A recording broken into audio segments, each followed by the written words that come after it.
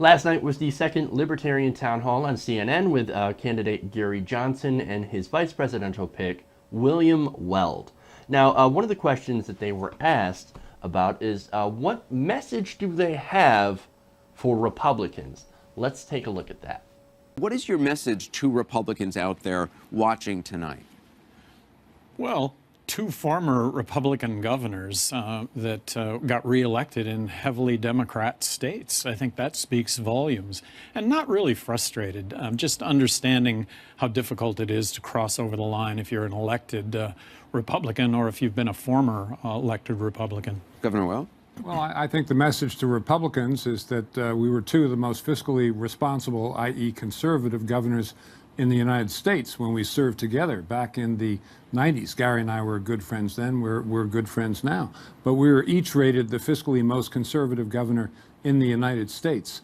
And that takes some doing. We are, socially inclusive, tolerant, whatever word you want. In fact, we've been leaders on those issues. I was all by myself for a decade. Early 90s, as I remember. In the 90s, the very early 90s. 91, I think it was. Lesbian issues, yeah, right when I came into office. So we stand for the proposition, as I said at the Republican convention in Houston in 1992, we want the government out of your pocketbook and out of your bedroom.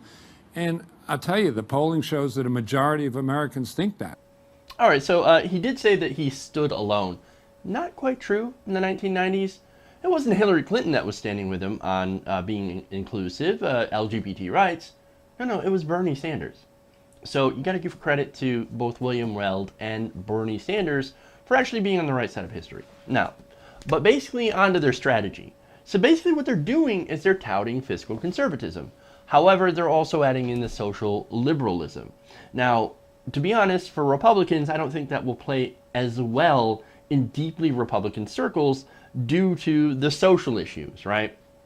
Now, something else that they're talking about is the idea of, hey, look, we can bring the country together. Right now, we're incredibly divided between the Democrats and the Republicans. Neither of them have really done a good job at bringing the country together.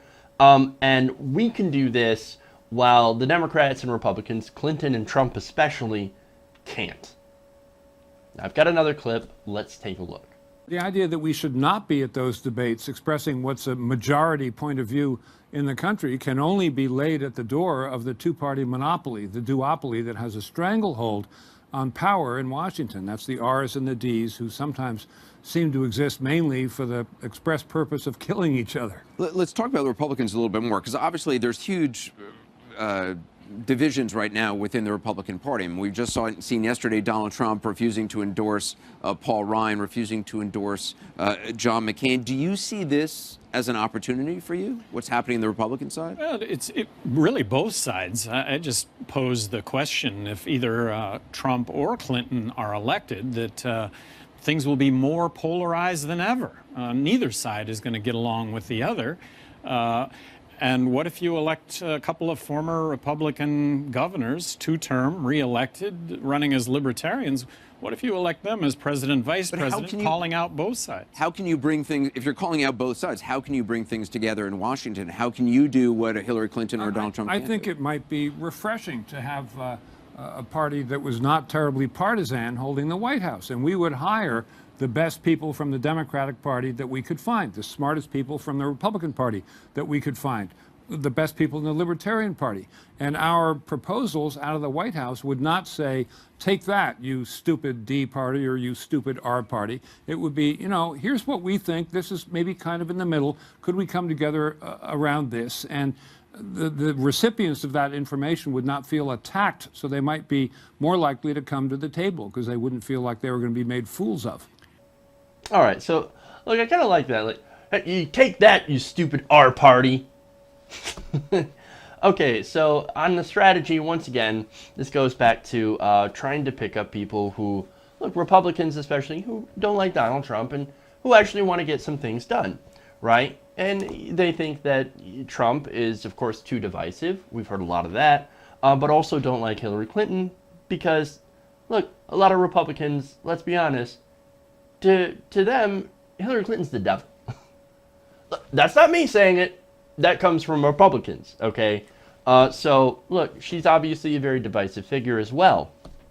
So they're really kind of trying to do, it kind of reminds me of the John Kasich route, right? He's like, hey, everybody, let's get together. Let's sing Kumbaya and let's get things done. We don't have time for this Trump nonsense. Well, the thing is, obviously John Kasich lost. Loser, right? Donald Trump Donkey Konged him in the head just like he did everyone else. And why? Well, it's because Donald Trump very successfully painted himself as the anti-establishment candidate. Now, that is something that Gary Johnson and William Weld could easily do, since he actually is an outsider and he hasn't taken any corporate money. As far as I know, he's raised money only from small independent donors. Now, but right now, as I said, he's not doing that. He's doing the let's sing Kumbaya, let's get together, right? Now, I don't know if that's going to work on the Republican base because, look, they nominated Donald Trump, who is as far as singing Kumbaya as anyone is.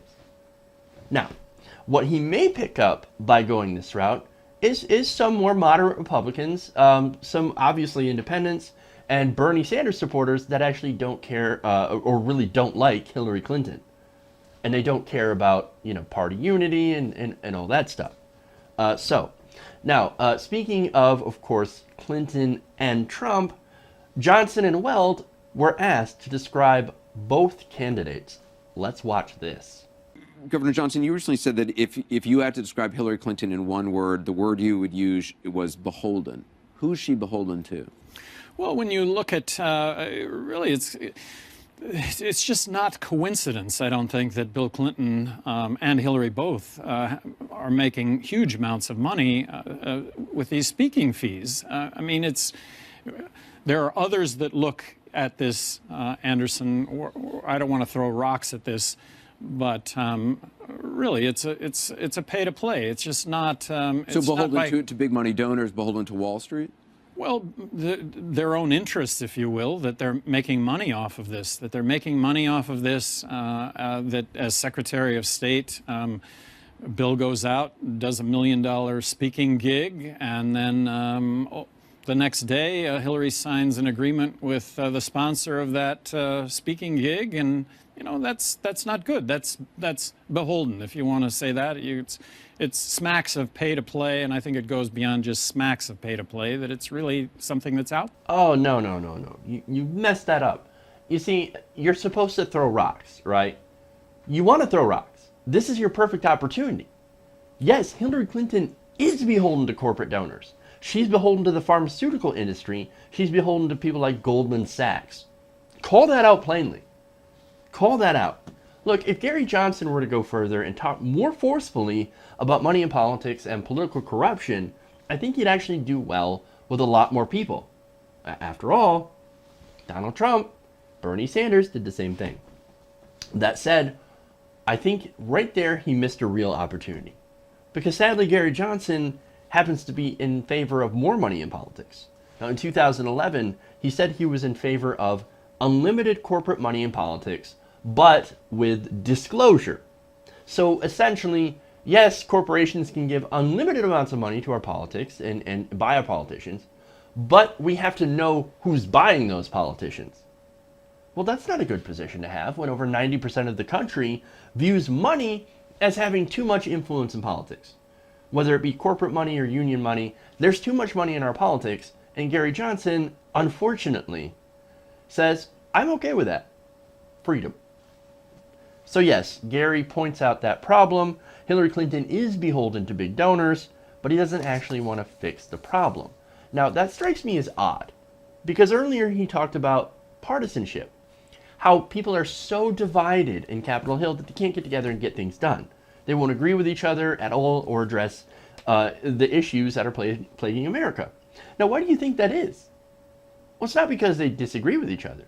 No, it's because it's the money. You got to follow the money. These people, these politicians, they're paid by special interests to not agree with anything except with what benefits their wealthy donors. That's why right now, Democrats and Republicans seem to only be able to get together to give tax cuts and special favors for the rich and corporations, as well as try to pass things like the Trans-Pacific Partnership. Now, on that issue, Unfortunately, Libertarian Gary Johnson is in favor of signing the TPP. Yes, he says, look, I'm in favor of free trade. I'm not in favor of corporatism. But you have to understand that the Trans-Pacific Partnership is corporatism, and it's anti-libertarian. It's also anti-liberal. It gives corporations control over our sovereignty. That's a big issue. So, look, Gary Johnson loses a lot. He's got some good points on other things, but man, he loses a lot of respect when he says, yeah, I'm in favor of TPP. No, man, no. Look, bottom line, not a good answer. Not a good answer. And I think that this whole thing was a wasted opportunity to show the American public that he's actually against the system of corporate and union influence in politics. Remember, both Bernie Sanders, and I pointed out this before, Bernie Sanders and Donald Trump called out that system. Now, of course, Bernie Sanders was the only one to go further and say, hey, man, I'm going to fix that system, whereas Donald Trump just used it to bash his opponents over the head. Yeah, I could buy you. Actually, I bought Hillary Clinton. She came to my wedding. Ha, losers. No, man, he's not going to fix that system. He's not going to fix that system. Now, finally, speaking of Donald Trump himself, they asked him about what they think about Trump. Listen to this. When you were asked to describe Donald Trump in one word, the word you picked was huckster. Is that still the word you would use? Yeah, I think he's a showman. He's a Pied Piper. He's the music man. But more recently, it's gotten a little bit more serious, and the noun that comes to my mind is a screw loose. And you really think so? No, I do. It's a temperamental question, and I say this almost with affection for Donald Trump. Maybe he should consider some other line of work, like anything other than President of the United States. I have a suggestion. How about reality TV star? Oh, wait. He's already done that. All right. So anyway, look. Basically, Gary Johnson's message is, hey, let's work together. America's already great. He said that earlier in a clip that I didn't have. Clinton is not going to be good because she's too beholden to special interests. Trump is got a screw loose. He's kind of crazy. And so, look, those guys, don't look at those guys. They're going to divide the country, whereas we are willing and able to work with both parties, put people from the Democrats and the Republicans in our administration, work together, heal America, and, fill it with libertarian principles. Now, I disagree with a lot of those things as far as what the libertarians actually stand for, like the corporate tax cuts, like TPP, et cetera, et cetera.